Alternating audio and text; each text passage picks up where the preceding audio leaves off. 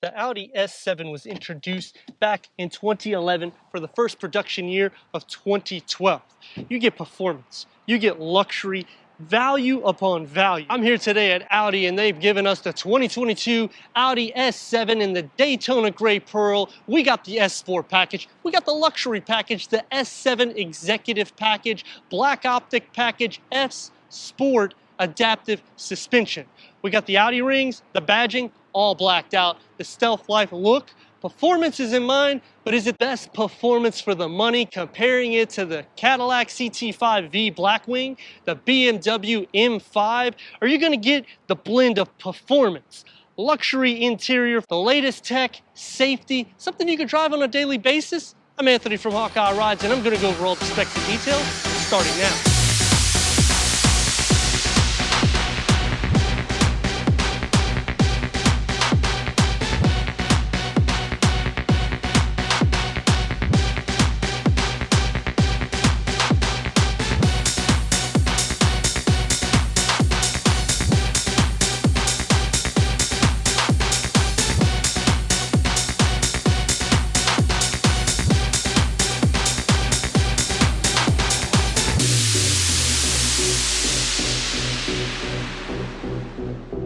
The new Audi S7 definitely has the sports styling, and when we're going after the rivals, this is gonna hit it pretty hard. The Black Optic package, it's gonna start with the single frame Audi grille, blacked out rings, you got the S7 badging. The only way you can tell what this is by that red behind it, but performance is what we're getting. We're gonna have ground clearance at 4.4 inches. Functionality is what we're gonna be getting. Gloss black on the lower spoiler, and I do like how everything is integrated, and it is a very settled look because it's almost like a fly underneath the radar. A wide stance at 75 inches. When you look at the side, you gotta get that gloss black. That's gonna be on the side view mirror caps, all over the window treatment, and it just brushes into the rear. The animated design and the signature matrix LED headlamps, which set the Audi apart from the competition. You're gonna be able to see everything ahead of you. A height of 55.8 inches with massive 21-inch 5V spoke star design with the gloss black. Behind it's gonna have the S Sport package, which includes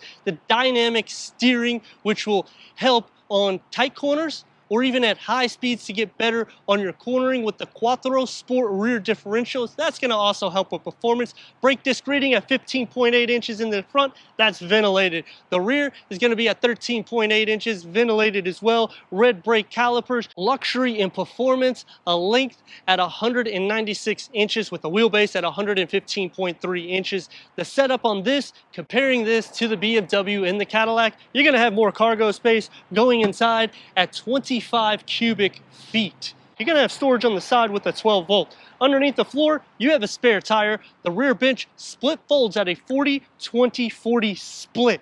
You have over 1,100 pounds of payload in this sports car, which is insane. I wanna really hear that exhaust. We're gonna go inside, start it up so you can hear it now.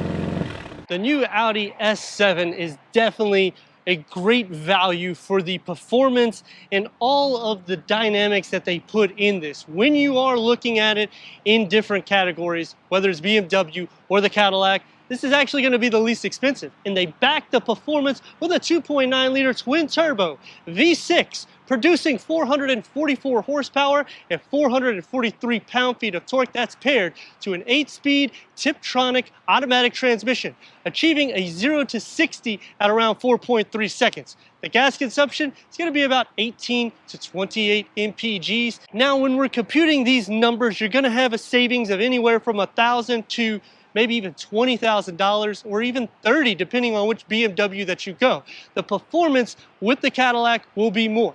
The performance of the BMW will be more, but the savings in the luxury, the iconic styling, the blend of both worlds is what you're getting with this. Let me know in the comments what you think about the 2022 Audi S7 as we go into the interior, go over the tech, and take this for our test run. Entering inside the Audi S7. It's going to be 37 inches of headroom, 41.3 inches of legroom. That luxury package is going to upgrade our leather to the Valcona Milano leather. It's extended leather through the cabin, 12-way power adjustment, plus you have more through the infotainment screen for your cushion extensions and your side bolstering. Ventilated, heated, and massage. A clean design, that's what Audi does. If you're looking for tech, this is where you want to start with. It's almost like a two-tier dash with the Quattro badging in the gloss black that's going to be right there. Very seamless, tasteful styling, and I like the air vents. It just looks executive and expensive. Contrast stitching on the top of the dash, and on the driver's side, you're going to have a little storage tier right there. Audi's S Sport steering wheel. You're going to get the perforated, you get the soft leather on the top bottom, multi-function in the gloss black, paddle shifters that has that gauge cluster, fully digital readout. Fully reconfigurable, you can change the view to make it as optimal for you as possible, and you can also change up everything here. So you can have it on your radio, you can have it on your navigation. You can also zoom in or zoom out, in which I did it the opposite way. A little bit of dyslexic, but it's all good. And you can see it also there. So I like the fact that you can configure it so many different ways, and you can also make it full screen too. The 10.1 MMI touchscreen with navigation, obviously Bluetooth capabilities, Apple CarPlay, Android Auto. You know, we got the pinch, we got the swipe. This is a system that is super fast, non-glitch, banging awesome sound system with 16 speakers. If you want to spend maybe another $5 grand, get the 19 speakers and you get nearly 2,000 watts. Quad climate control settings. So this will be for the front sync, and you can sync it into the rear. You could also see it on the lower screen, which is what this is derived for. You got your heated seats in the rear. When you click it back into the front, you'll have your ventilated seats here as well. You can also click on the driver select on the fly. Click into your camera settings, and Audi does the best job. Very similar to Mercedes-Benz. BMW is doing an excellent job as well, but Audi seems to just really take the cake with this, and you can see that 3D, and it is live. So let me put those hazards on so you can see them right there. And if I shift it into reverse, put that 3D, look at this. That is just insane. The technology that you get is great. You can adjust the camera positioning here as well, so you have different ways you can do it. Because when you put it on 3D, I mean, literally, look at this. How many more directional do you need to make it easy for your reversing? We do not have the Audi phone box, which would be inside here. It's a delete. They give you $250 back, 2 USB-C ports. So I guess it's all right. It's going to be soft materials here and on the door panel. The gloss black is going to be in the center. Area for your key fob, which the S7, it's just a nice little attribute. You got a 12-volt charger. The only plastic that you're going to see is by the cup holders. A 16.9 ounce fits perfectly fine. Maybe a 32 ounce in the plastic because it's easy to clean. You don't have to worry about anything there. The gear lever, perforated leather on the top, and I like the feel to it. It is nice. And for the door panel, soft materials on the top, memory seat for the driver and passenger, one touch up and down for all of the windows. They are frameless. With the Alcantara inlays and the contrast stitching, you're going to be able to fit 2 or 3 16.9 ounce water bottles with the Bang & Olufsen sound system that just sets it apart. So you're taken care of on all luxury perimeters, and you got the performance to back it. BMW and Cadillac, they're not going to have this much tech behind that type of an engine. Let's see how I look in the back. For the back seats, I'm at 37.1 inches of headroom, 37 inches of legroom, 6'3". I fit relatively fine without too many issues. These seats do sit higher up than the front. That's the only disadvantage, is you actually feel like you're sitting higher, and you really are. As for the sound of the door, pretty solid as well. Door panel is going to get the soft materials. You're going to get the contrast stitching, one touch up and down, the Bang & Olufsen sound system. And storage, I'd say about 2 or 3 16.9 ounce water bottles. Open up this, and you got some more storage back here. Cup holders. You can fit a 16.9 ounce water bottle. I'd say a 20 ounces max. Dual climate control settings and your heated seats. 2 USB-C ports and a 12-volt storage behind both of the front seats. You got the air vents on the side. Even when I sit in the center, I'm going to still feel air here. Let's see how I look in the middle. The challenge with these vehicles is sitting in the center, because headroom, I'm going to be grazing or against it. Legroom, I'm going to be grazing or against it. I'm going to be sharing, but shoulder, feet, pretty much everything. And I sit even higher up than I do on the side. So even if I slide down, it's still going to be a little bit uncomfortable just because it's pushing you forward. With the design of this hatchback, you still have optimal space, and when we're looking at it from Cadillac or BMW perspective, you actually have a significant amount of space because you got so much more in the cargo. You might lose a little bit in the back seats, but it's still efficient, especially with the power to back it. Taking the 2022 Audi S7 out for our test run, 444 horsepower out of this 2.9 twin turbo V6 engine, which is crazy. Sports tuned suspension, but it is ultra soft even with these upgraded 21-inch wheels. It is super quiet. I love the ventilated seats in Audis, plus the massage. You're getting a fraction of the price of a Mercedes-Benz with performance that is hard to really compete with. Now, on the flip side, there is some disadvantages, because if you are comparing it like you have to the BMW M5, that's going to have more horsepower and more torque.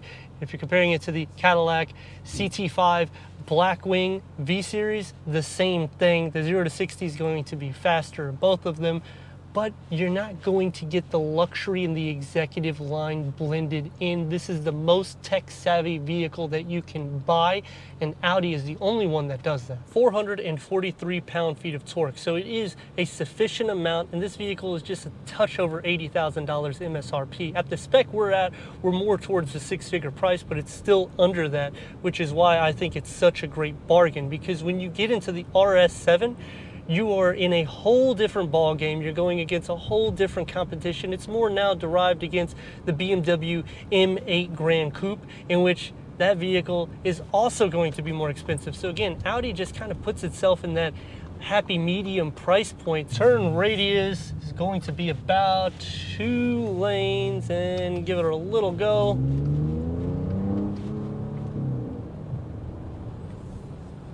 Just so quiet inside the cabin. I really want to hear the exhaust just a touch more, but we haven't really hit it full blown on yet, so we're going to see how well it is.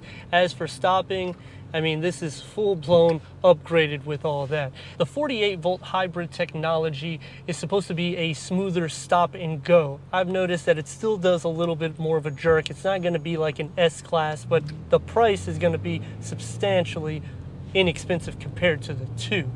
As for visibility, you actually don't sit as low as the numbers project for the ground clearance, so that is a good thing. And when you're looking over the hood, you can tell where the bumper is, and you can pretty much see everything around you. I mean, it's a hatchback. You got your blind spot monitoring, you got your frontal collision, your rear collision, you got your pedestrian detection, you got your safety features, and we're about to see how that 0 to 60 looks as soon as we can get through these lights. And give her a go.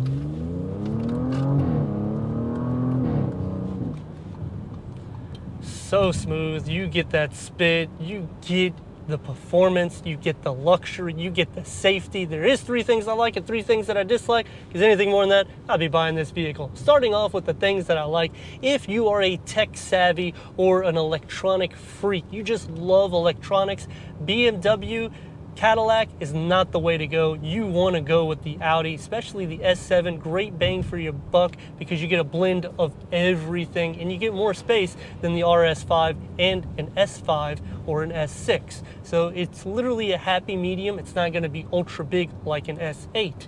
The second thing that I like about it is when you're upgrading these features, you're not going to be spending like $30,000, $40,000, $50,000. So you're getting the blend, and it's only going to cost you maybe an extra $10,000, $15,000 to get all the bells and whistles. That's actually unheard of when you are considering the rivals. The last thing that I like about the vehicle is how composed and smooth the ride is, and you still have this. And you still have this. So you literally are taken care of on all the perimeter. On the flip side, 3 things that I dislike about the vehicle. When you look at the BMW, when you look at the Cadillac, both of them are going to be 600 to over 600 horsepower. Yes, it's going to be more money. 0 to 60s in the mid 3 seconds. Yes, it's going to be more money. The ride is not going to be as soft as this. So you do have to kind of put two and two together and say, which one would you rather have? Because this you can actually use daily driving and it's not going to kill your back. We're going to see how that rear steering does now, because it is a longer vehicle and it actually does great. Here we go.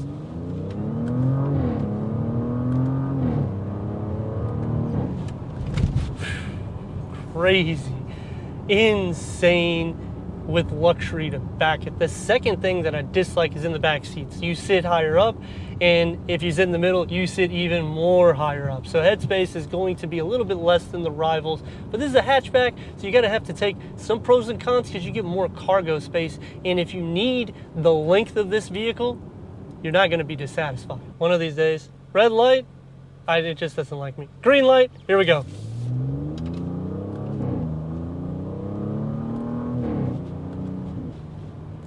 The last thing that I dislike is we don't have soft closed doors. We don't have any dual pane windows.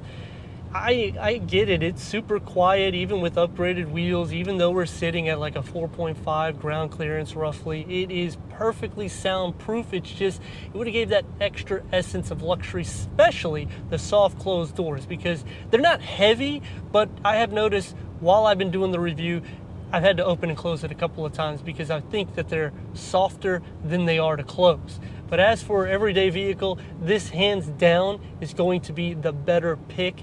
As for performance, if you're wanting to go that route, you're gonna have to sacrifice in the ride quality. But if you're wanting something that you can drive for longevity, this is awesome. And you got 4.5 is what Audi's saying is 0 to 60. It's fast enough. I mean, you can beat Maseratis at that speed. And you are encased with leather in the most technology of any vehicle in its class. I'd like to thank Audi of Tampa for giving us this 2022 Audi S7 for our car review. If you're already a subscriber, thank you for being part of the Hawkeye community. If not, click the next video, click the subscribe button, check out the details merchandise website and everything we do here at Hawkeye Rides.